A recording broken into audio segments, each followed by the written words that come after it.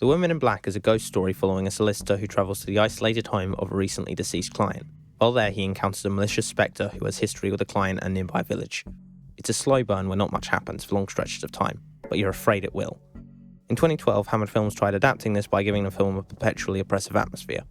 Everything's grey, everything's ugly, the locals hate you, the house someone was living in 5 minutes ago looks like it's been abandoned for decades, and then there's the jump scares.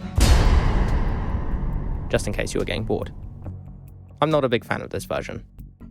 The 1989 TV movie, however, adapts it by creating an atmosphere that's immersive in its mundanity, highlighted by the film's incredible but subtle direction by Herbert. When sat at a table, the camera is low, clearly showing the food and drink.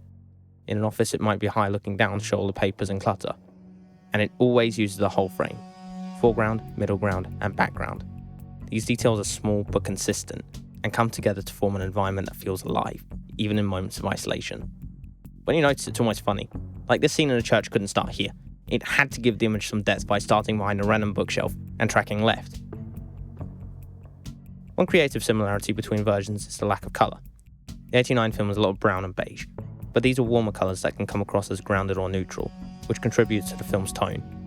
The limitation also sets up specific parts to be affected by letting them break away from the norm, like red, which is present when the protagonist is given a dog for a companion and later when visited by his wife, or most notably blue, which is abundant in A Mist, and one of the best jump scares of any horror movie.